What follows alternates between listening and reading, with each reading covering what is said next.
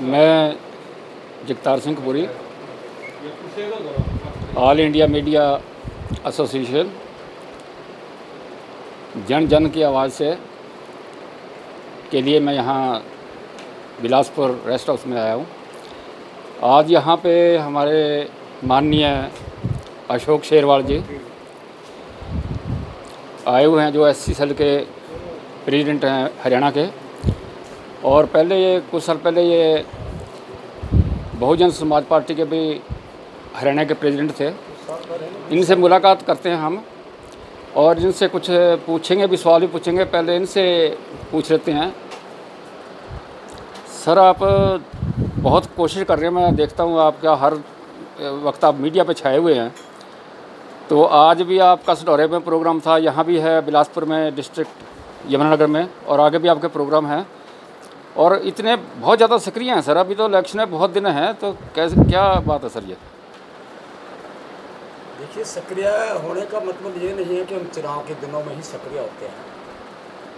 हम जननायक जनता पार्टी के कार्यकर्ता हैं और हमें जननायक विभू चौधरी देवीलाल जी एक ही बात सिखा के गए थे कि लोगों के बीच में हर समय बने रहना चाहिए। लोगों की समस्याओं से, यदि आप लोगों के बीच में रहेंगे तो लोगों की समस्याओं को पता चलेगा।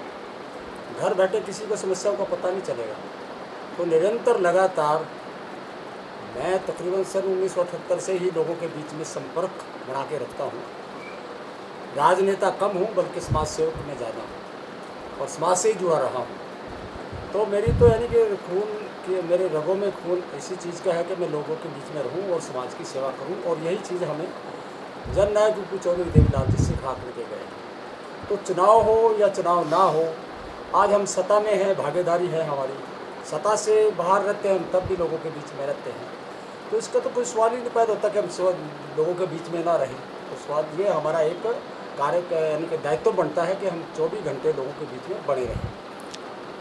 सर, दूसरी बात ये आ जाती है कि आप जो लोग समस्याएं पेश करते हैं, जैसे सढौरा में है और भी आप कई जगह पे जाते हैं, आज यहाँ बिलासपुर में आए हुए हैं आप, तो आप बहुत ही तुरता फुर्ती जो है उसका समाधान कर देते हैं जो भी समस्या आपके पास आती है। तो इसका सर क्या कारण है कि आप इतने सर एकदम से हर समस्या का हल कर देते हैं? सर देखिए, मैं कोई अपनी पहचान का कोई मोहताज नहीं हूँ। मैंने बोला है, सन 1978 से मैं पूरे प्रदेश में घूम करके मैंने कार्य किया है।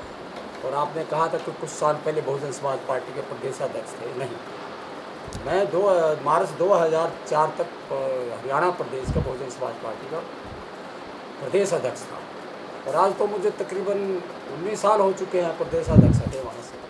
और मैं निरंतर 19 साल से ही इंडियन नेशनल लोकदल और आज जननायक जनता पार्टी में बहुत अहम भूमिकाओं के माध्यम से अपनी भूमिका निभा रहा हूँ। बड़े बड़े पदों पर रह करके मुझे जो जिम्मेवारी मेरे हाईकमान ने दी है, उनको अपना दायित्व निभाने का मैं काम कर रहा हूँ।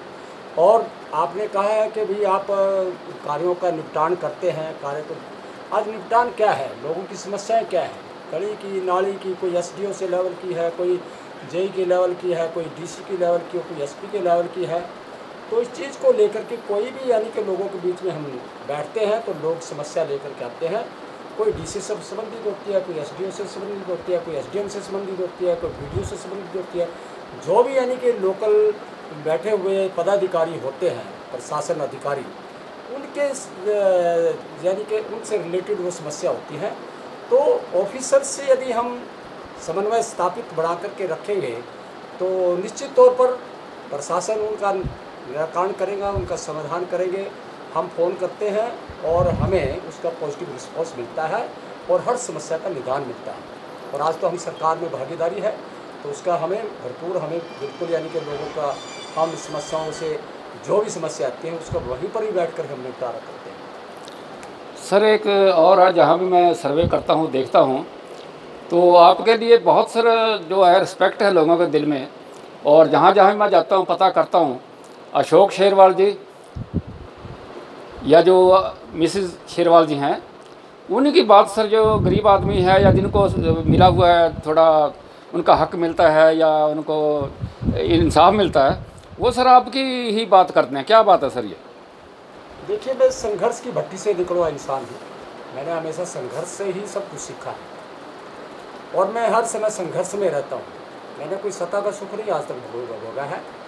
तो इसलिए आज यदि लोगों का मुझे आज पूरे प्रदेश के अंदर प्यार मिलता है, मैं लोगों को बीच में निरंतर बना रहता हूँ, उनसे प्यार मिलता है मुझे और मैं आभार व्यक्त करता हूँ अपनी जनता का, पूरे प्रदेश की जनता का, जो मुझे हर प्रदेश अपने प्रदेश के कोने कोने में हर वर्ग से, गरीब वर्ग से भी, जमींदार वर्ग से भी, व्यापारी वर्ग से भी, हर वर्ग से मुझे बड़ा अताह यानी कि मुझे प्यार मिलता है।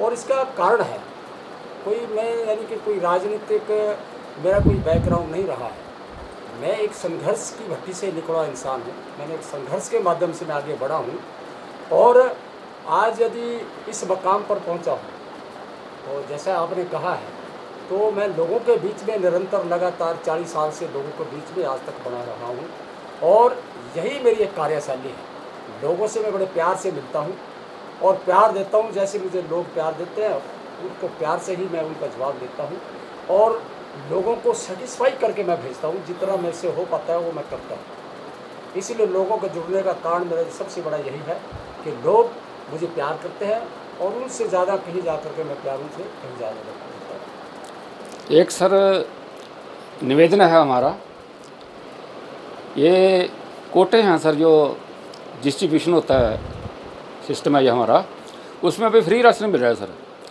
और इसमें मशीन चल रही है, कोई हेराफेरी तो हो नहीं सकती, लेकिन फिर भी कुछ तत्व ऐसे होते हैं गांव में जो गरीब आदमी का नाजायज़ फ़ायदा उठाते हैं और अपनी पॉपुलरिटी गेन करने के लिए, चीप पॉपुलरिटी गेन करने के लिए वो दरखास्तों पे साइन करा के दे देते हैं।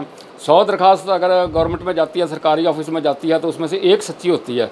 तो ये 99 दरखास्तें जो झूठी दी जाती हैं सर, इनके लिए कोई कानून नहीं बन सकता कि अगर सच्चा है तो कोटे वाला अगर गलती पाई जाए तो उसको सस्पेंड कर दिया जाए, और अगर कोई झूठी दरखास्त देता तो उसके ऊपर भी जैसे दफ़ा सील होती है कोई और होता है, उसके ऊपर कोई एक्शन नहीं सर हो सकता? आप करवा सकते हैं सर? निश्चित तौर पर बड़ा अच्छा सवाल आपने किया है। मैं अभी सिढौरा रेस्ट हाउस में बैठा था, पूरा ब्लॉक के पदाधिकारी वहाँ पर बैठे थे और वहाँ पर कुछ इस समस्या को लेकर के मेरे पास मिले भी थे। तो मैंने उसी दौरान यानी कि कंसर्न अधिकारी को मैंने फ़ोन किया और इसी प्रकार की वो समस्या आई है और अधिकारी ने मुझे एकदम से जवाब दिया कि शेरवाल जी, मैं कल ही जाकर के गांव में जाकर के इसका निराकरण करूंगा, इसकी समस्या का हल करूंगा और जो भी समस्या होगी पहले मेरे ऑफिस में उनको भेज दीजिए, मैं जाकर के उनका समाधान करने का कार्य करूंगा। रही आपकी यानी कि फेक यानी कि जो आप कंप्लेंट कई लोग करते हैं, इसके बारे में इसमें कोई तरह नहीं, निश्चित तौर पर आप बिल्कुल सच कह रहे हैं। हम इसके बारे में सोच रहे हैं और आदरणीय दुष्यंत चौटाला जी हमारे जो मुख्यमंत्री हैं, ख़ास तौर से जो भी डिपार्टमेंट यानी कि फूड एंड सप्लाई है या दूसरे डिपार्टमेंट हैं, हर डिपार्टमेंट के बारे में बड़ा मानूकली तौर पर रात दिन मेहनत करते हैं कि क्या सुधार हर डिपार्टमेंट का किस प्रकार से हो सकता है, चाहे किसानों के लिए हो, चाहे व्यापारी के लिए हो, या मजदूरों के लिए हो, या बहन बेटियों के लिए हो, हर वर्ग के लिए रात दिन यानी कि वो दिमाग के अंदर एक पॉलिसीज़ बनाते रहते हैं कि किस प्रकार से हर वर्ग को इसका बेनिफिट मिल सकता है। सर बहुत अच्छी बात है। एक आखिरी सवाल है सर, अगर आपके पास संदेश हो कोई हरियाणा के पब्लिक को देने के लिए या हमारे नेशनल लेवल पर देने के लिए हमारे पब्लिक को कोई संदेश आपका है तो वो सर आप बता दीजिए। देखिए, मेरा तो संदेश यही है कि सबसे पहला तो आज जो एक महामारी पूरे वर्ल्ड के अंदर, कोरोना एक महामारी पूरे देश और प्रदेश के अंदर, पूरे वर्ल्ड के अंदर आज है और इसका पूरा देश और पूरा वर्ल्ड इसका सामना कर रहा है। तो मेरा संदेश सबसे पहले यही है कि इस महामारी से बचने के लिए सबसे पहले हमें यानी कि अपनी सोशल डिस्टेंसिंग का पालन करना चाहिए और हर समय यानी कि 15 मिनट के बाद जहाँ पर भी आप जाते हैं अपने हाथ को हमेशा स्वच्छ रखिए, साबुन से धोइए या सैनिटाइज करिए और गांव में है चाहे मोहल्लों में है सोशल डिस्टेंस का पालन करिए। इस समस्या का समाधान केवल हम सोशल डिस्टेंस के माध्यम से ही इसका निराकरण कर सकते हैं। तो रही बात दूसरी, क्योंकि आज ये 130 करोड़ लोगों की जनसंख्या का देश है, इसलिए इस महामारी से ये नहीं कह सकते कि इसके से निजात हमें मिल जाएगी। इतनी जल्दी नहीं मिलेगी। जब तक वैक्सीनेशन नहीं मिलेगी तब तक इसका निराकरण नहीं हो सकता, तब तक इसका समाधान नहीं हो सकता। तो इससे बचने के लिए हमें इन चीज़ों का उपाय करना चाहिए, जो सरकार समय समय पर हमें सुझाव देती रहती है। उन सुझावों को यानी कि हमें अपना करके अपने आप को बचना चाहिए, बच्चों का बचाना चाहिए, समाज को बचाना चाहिए, देश को बचाना चाहिए। यही मेरा इस समय यानी कि एक लोगों के लिए संदेश होगा, अपने हल्के के लिए संदेश होगा, और देश की जनता के लिए संदेश होगा। धन्यवाद सर, बहुत बहुत धन्यवाद, आपने टाइम दिया सर, बहुत बहुत धन्यवाद।